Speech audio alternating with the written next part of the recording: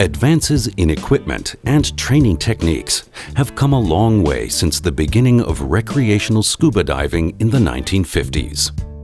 So far, in fact, that almost anyone who is comfortable in the water can enjoy the spectacle of the underwater world.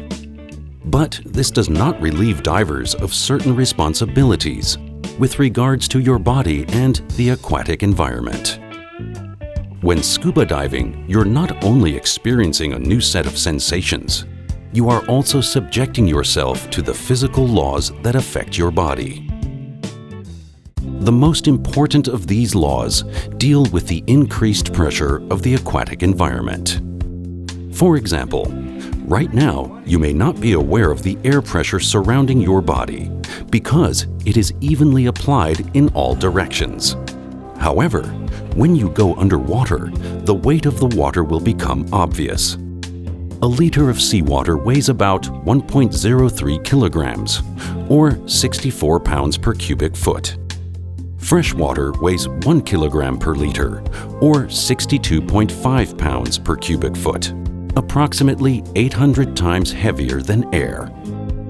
Air pressure is defined as force per unit area and is commonly expressed in bar in the metric system, and pounds per square inch, PSI, and atmospheres in the imperial system.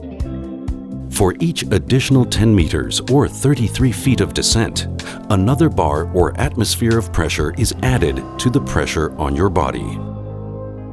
While our bodies are primarily liquid, approximately 70% by volume, the liquid portions of the body are considered to be incompressible for recreational divers.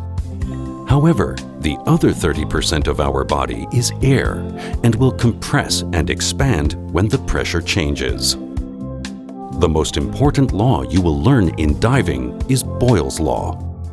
Boyle's Law states, if the temperature remains constant, the volume of a gas will vary inversely as the absolute pressure and the density will vary directly. Or more simply stated, as pressure increases, volume decreases, and as pressure decreases, volume increases. As a diver, it is important to note that the greatest relative volume change takes place in the first 10 meters or 33 feet. This emphasizes your need to respond to pressure increases immediately underwater. Your body airspaces will compress upon descent, and unless you introduce more air into those airspaces, you could experience pain. For example, have you ever descended to the deep end of a swimming pool and noticed it hurt your ears? Your ears are one of those body airspaces that you will learn how to equalize. This increasing pressure is referred to as squeeze. Ear squeeze is the most common and also the easiest to prevent. Pain is the primary symptom when the eardrum and its connective tissue are under stress, and this pain should never be ignored. Pain is an indication that some tissue damage may already be taking place. As you descend underwater, you will feel external pressure pressing on the tympanic membrane, pushing the eardrum inward. To equalize this increasing pressure, you simply need to introduce air into the middle ear through the eustachian tube. The secret to equalization is to never wait for the pain to begin and equalize often. Prevention of ear squeeze is easy. To perform the Valsalva technique, pinch your nostrils closed and blow gently into your nose until the pressure is equalized. Do not blow too hard or try to force air into the middle ear. The Valsalva technique should be used very carefully, with practice only after yawning, swallowing, and jaw rotating do not work. Now, we will move to a discussion about the diving equipment. The safest way for you to learn to dive and become a diver is in your own personal fitted, high-quality total diving system. The total diving system is made up of 6 subsystems. In this section, we are going to talk about the snorkeling system and the exposure system. The snorkeling system contains the mask, snorkel, fins, exposure suit, booties, and mesh equipment bag. Dive mask. Because the human eye is designed to function in air, not water, we must bring a pocket of air with us underwater in order for us to see comfortably. Your dive mask is the first component of the snorkeling system and your window to the underwater world. It gives you clear vision underwater, protects your face and eyes from irritants in the water, keeps water out of your nose, and gives you some protection from cold water. There are many types of masks available, but all perform the same basic function, and the most important consideration for your mask is fit. Selecting the right mask requires the assistance of your SSI dive professional. The mask will be fitted to the contours of your face. A double seal along the mask edge is very effective in keeping water out. Flexible mask straps or comfort straps secure the mask to your face. The lenses of your mask should be tempered glass to resist scratching and breaking. If you really want to enjoy every dive and not miss anything, don't forget to talk to your dive professional about a protective mask box, mask cleaner, and defog. You'll be glad you did. Snorkel. The next piece of the snorkeling system is the snorkel. Snorkels let us maneuver on the surface with little effort and let us breathe without lifting our heads out of the water. As part of the total diving system, the snorkel can help in the case of a surface swim with all of your equipment. For unrestricted breathing and easy clearing, a snorkel should have smooth internal construction with a large bore and self-draining vent, be made of relatively flexible material, and have a comfortable mouthpiece. The snorkel is attached to the left side of the mask. When using your snorkel, it should point straight up when you are looking down. This position provides the diver with a relaxed and constant view of the beauty below and easy breathing. Scuba fins. Unlike swimmers, snorkelers and scuba divers do not use their arms for propulsion. Scuba fins provide 100% of your propulsion. Scuba fins allow you to move through the water with a minimum amount of effort, substantially increasing the power of the bare foot. There are two types of scuba fins, full foot and open heel. Full foot fins are designed for warm water and are generally worn without scuba boots. Open heel fins are designed to be worn with scuba boots and used in all types of diving. The open heel model is adjustable for close, comfortable fit. Fins that are too tight will cause cramping, and loose-fitting fins may cause blisters or fall off while kicking. Your SSI dive professional will work with you and make sure you get the best fin for the type of diving you will be doing. The aquatic environment is a beautiful and exciting place. The techniques you will learn to maneuver and remain safe and comfortable underwater will be different than you have ever known. When you swim today, you use all limbs for forward motion. Once you become a diver, you will become part of the environment with your arms to your sides, allowing your fins to do all the work. This streamlined posture will let you glide effortlessly through the water. Add a mask and snorkel, and you will become one with the water. With your face submerged, all the air you will need will come through your snorkel. Vision underwater changes in unique ways. There is an interesting optical illusion called refraction. Light rays bend as they pass from air through water and magnify objects by about 1/3. This means that an object 1 meter or 3 feet away will appear closer and fish will appear larger. Additionally, the deeper you dive, the warm colors red, orange, and yellow will virtually disappear, and your eyes will only see blues and purples. This is called absorption.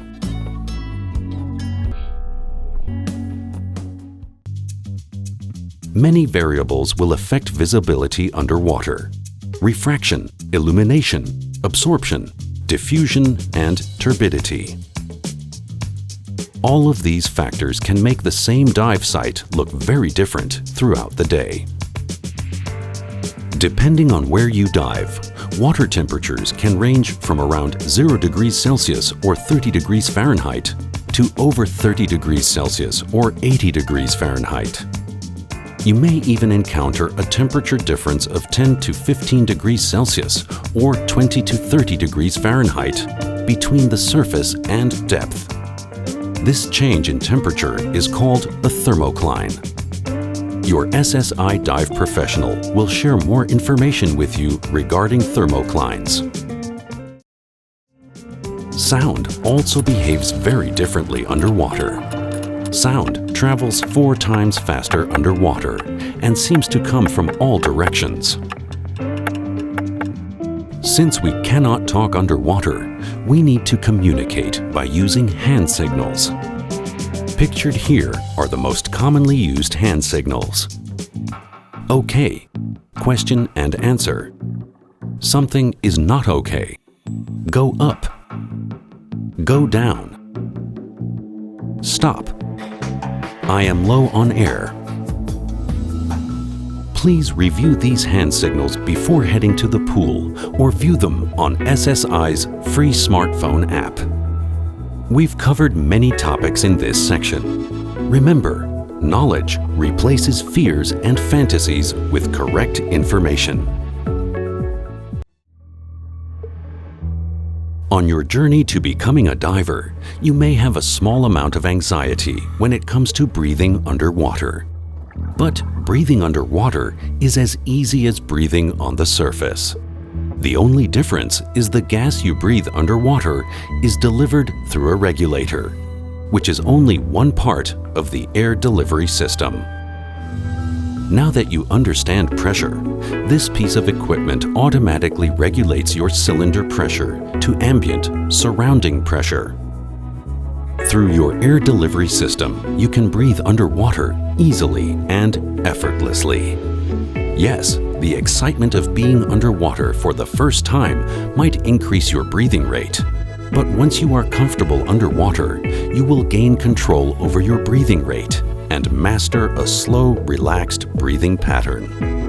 The most efficient breathing pattern for scuba diving is a deep inhalation followed by a balanced exhalation. Deep, balanced, and rhythmic. The key is to relax and realize that your breathing patterns will automatically become more regular with experience. You will also discover that the proper swimming position, also referred to as attitude, is 15 to 20 degrees. This attitude allows your mouth and lungs to be horizontal and is the optimal swimming position for breathing easy at depth. Your regulator will provide you with a sufficient amount of air at ambient pressure. In other words, the sufficient amount of gas at depth is determined by environmental conditions, the amount of work you do underwater, and your physical condition. The first rule of scuba diving is breathe continuously. While you are on scuba, you must breathe continuously in and out in a rhythmic pattern. If your regulator is out of your mouth at depth for any reason, you should always exhale a small stream of bubbles. The second rule of scuba diving is ascend slowly and maintain control. The best way to control your ascent is by watching your dive computer. Never exceed an ascent rate of 10 meters or 30 feet per minute. Most dive computers have an ascent alarm to tell you when you are ascending too fast. The third rule of scuba diving: regain control, respond, react, which you need when responding to difficult situations. Regain control. Regain the capacity to think and make rational judgments. Respond. Consider the possible responses. React. Choose the proper response and act decisively. When diving, you must remain under control at all times. The breathing apparatus is called the air delivery system, which includes the first and second stage regulators, alternate air source, and a high-pressure scuba cylinder. The first stage. This takes high-pressure air in the cylinder and decreases the pressure to approximately 10 bar or 140 psi. The second stage. Your mouthpiece takes the air from the first stage at 10 bar or 140 psi and decreases it to ambient pressure, which is whatever you need for your current depth. After diving, and especially after diving in salt water, rinse your air delivery system and all your diving equipment in fresh water. Don't press the purge button while rinsing the second stages unless the air delivery system is still attached to a cylinder and the air is on. Salt buildup can affect your air delivery regulator's operation. When properly maintained, your total diving system and your air delivery system is like a reliable buddy. Scuba diving equipment is life support equipment. The SSI Equipment Service Program is designed to keep your life support equipment properly maintained. Nothing is more disappointing than to arrive at a diving destination and find out that you have a minor equipment problem. Another important part of your total diving system is a specific spare parts kit. Your SSI Dive Center or resort can help you assemble all the necessary pieces you need for minor field maintenance. If you want to learn more about your equipment, ask your SSI Dive professional about the SSI Equipment Techniques program. Maintaining body temperature in water is a serious factor while diving. While air is an excellent insulator for blocking heat transmission, water is an excellent conductor. Water absorbs body heat 25 times faster than air. The body's primary responsibility is to keep the brain and torso warm. If the body can no longer do that, a phenomenon called blood shunting occurs, slowing circulation to the outer extremities of the body. And while that may be fine on the surface, that is not good underwater. So, how do we solve the issue? The answer is thickness, fit, and seam integrity. Thickness solves conduction. Fit and seam integrity solves convection. Then it's all about layering. That can be a rash guard, lightweight fleece, wetsuit in all thicknesses, or even a dry suit. It will largely depend on the type of diving you will be doing. Wetsuits are also buoyant and require you to wear just enough weight to offset this buoyancy. But let's not forget that as depth increases, so does pressure, and that will happen to closed nitrogen cells. They will compress. This is why you wear a buoyancy compensator to make descending, swimming at the proper attitude or position at depth, ascending, and surface flotation easy. After diving, soak your exposure suit with wetsuit shampoo. Rinse thoroughly and hang to dry. Never store your suit folded or compressed. It could become permanently creased and create cold spots where the bubbles break down. Hang the suit on a wetsuit hanger and store in a cool, dry place. Dry suits are used for cool to cold water conditions. Air instead of water is filled in a dry suit by an inflation valve, which is connected with your regulator's first stage by an inflator hose. Air is introduced into the suit for thermal protection and to prevent suit squeeze. On ascent, air in the suit must be allowed to escape through an exhaust valve. Diving in a dry suit is very different from diving in a wetsuit. If dry suit diving sounds like something you want to try, ask your SSI dive professional about the dry suit specialty program. Proper buoyancy control makes the difference between an enjoyable, effortless dive and an uncomfortable, potentially dangerous situation in open water. Many serious diving problems have been linked to inadequate buoyancy control. Buoyancy is the characteristic of a fluid to push up on an object immersed in it. There are three types of buoyancy that can describe an object immersed in a liquid: positive, negative, and neutral. Positive buoyancy. An object less dense than the liquid will float.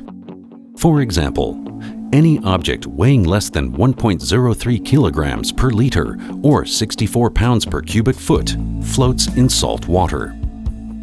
Negative buoyancy. An object with greater density than the liquid will sink. For example, any object weighing more than 1.03 kilograms per liter or 64 pounds per cubic foot will sink. Neutral buoyancy. An object with density equal to the density of the liquid will neither sink nor float. For example, an object weighing 1.03 kilograms per liter or 64 pounds per cubic foot will remain neither sinking nor floating. To compensate for positive buoyancy of the diver and the exposure suit, a diver needs a weight to descend. The last component of the total diving system is the information system. The information system is designed to easily prepare and follow a dive plan. Dive computer, SSI dive tables, SSI total dive log. Here's how all these components work together. We live in a computer world, and recreational diving is no different. Dive computers are automatically activated in the water and immediately start recording information: depth, time, air pressure, temperature, and time remaining underwater based on your air consumption. Once on the surface, the dive computer also calculates your time out of the water to determine how long you need to remain on the surface before your next dive. There are many computers available for various types of diving. If you plan on taking an SSI Enriched Air Nitrox specialty, you may want to consider a Nitrox programmable computer. Likewise, if you plan on taking the SSI Navigation specialty, you may want to consider a computer with an integrated compass. The SSI Total Dive Log is a permanent record of your certification information and individual diving data, beginning with your classroom, pool, and open water training dives. It is important not only to evaluate your skills, but to keep up with your diving experience. The SSI Total Dive Log has a place for equipment and maintenance records, as well as health and medical information. SSI Total Dive Log is designed to add additional pages as needed. The surface of this planet is made up of very little land. It is, in fact, about 72% water. More than 85% of the oxygen is produced by marine plants. Even the photosynthesis that takes place on land requires water, which originates in the oceans. We are all linked directly or indirectly to the oceans. The oceans are the world's great caretaker. We all need to do our part to keep them clean and free of pollutants. We must leave the oceans in a pristine state if we expect to go on enjoying their natural beauty. For you, the oceans may be your playgrounds. But playgrounds are only fun and exciting if you do your part to keep them clean and well maintained. Corals are colonial animals which construct skeletal structures of limestone, often forming extensive reefs in the shallower tropical seas where sunlight and warmer waters prevail. Coral animals, or polyps, attach permanently to a surface, such as a rock face, and slowly build around themselves the protective structures and networks we see as the coral reefs. Some corals can be brittle, and some are capable of inflicting abrasions or cuts. These corals are also easily damaged by careless divers who drag equipment, kick corals with their fins, or hit the reefs with their cylinders. To avoid injuring yourself or the coral, always secure your equipment and practice good buoyancy control over reefs. It is also recommended that you keep a safe distance from the reef to avoid damage. It is best to appreciate the reefs with the eyes rather than the hands. Simply touching the corals may remove some of their protective mucus coating, making them susceptible to injury or infections. Unfortunately, there is not enough time in this video to show you this entire planet's estimated 40,000 species of fish that are indigenous to each ocean. If you are particularly interested in marine life or taking pictures, you might want to ask your SSI dive professional about digital photography and marine life identification specialty courses. We are all amazed by the incredible beauty of the underwater world. As you have learned, this is a delicately balanced ecosystem, and we only hope you will do your part by protecting this amazing resource. There are 3 things you can do to protect this amazing resource. Swim neutrally buoyant at all times. Keep your equipment secured to your body. No dangling equipment that may damage the reef. Always be a responsible diver. Though ocean and coastal diving is popular, there are many inland freshwater dive experiences worth investigating. Many divers live too far inland from saltwater sites to be able to dive them exclusively, so they find some very diverse and interesting dive sites nearer to home. Inland dive sites include lakes, rivers, quarries, ponds, and mines, just to mention a few. Your physical well-being is a very important part of diving, and often an overlooked component in diving. The more physically fit you are, the more you will enjoy all aspects of your life, including diving. There are some do's and don'ts for divers that are extremely important. For example, alcoholic beverages or drugs and diving do not mix. Always consume adequate liquids, non-alcoholic, when you are diving to prevent dehydration. Water is best. Start your diving day with a good breakfast of light, non-gaseous foods, and eat sensibly throughout the diving day. Wear adequate exposure protection. Over several days of diving and several dives a day, your body temperature will drop. The water you dove in at the beginning of your trip will seem cooler by the end of your vacation. That's why most resident dive masters at tropical resorts wear exposure protection all the time. Divers should refrain from smoking. Moreover, individuals concerned about respiratory health find that smoking is contradictory to diving. Your physical and emotional well-being are important components of your comfort and safety while diving, yet they are often overlooked. You do not have to be a superhuman, but there are some common sense things you can do to enhance your comfort and confidence in this wonderful sport. One of those things is taking part in a diver stress and rescue specialty program, where you will not only learn how to take care of yourself, but also how to detect and deal with stress, and how to assist your buddy in case of an emergency. Using equipment that is unfamiliar, does not fit well, or performs inadequately can create stress, leading to panic. That is why we recommend selecting and owning your equipment and keeping it well maintained by your SSI Dive Center. Use your pre-dive checklist and check each piece of equipment before every dive. You can eliminate all potential problems by disciplining yourself. Remember, stay within your limits and your capabilities.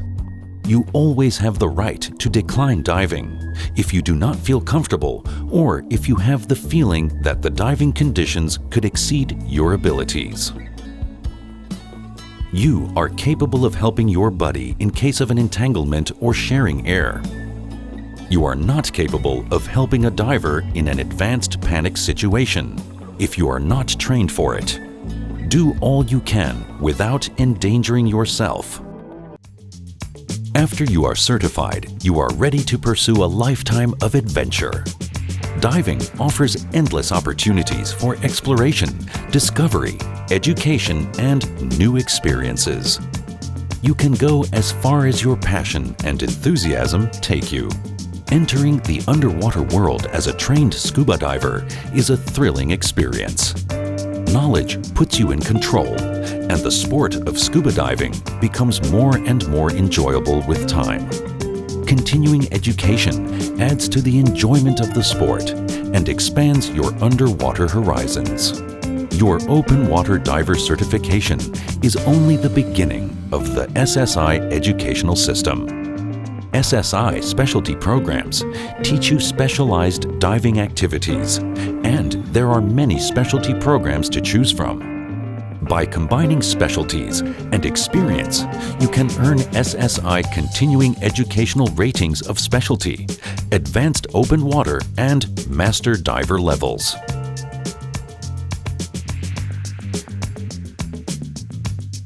Becoming a dive professional is an extension of the training path. If you have an interest in leading dives, assisting other dive professionals, or making a career out of scuba diving, talk to your SSI dive professional and dive center about the many leadership levels such as dive guide, dive master, dive control specialist, and even open water instructor. By now, in your training as an open water diver, you have received the fundamentals.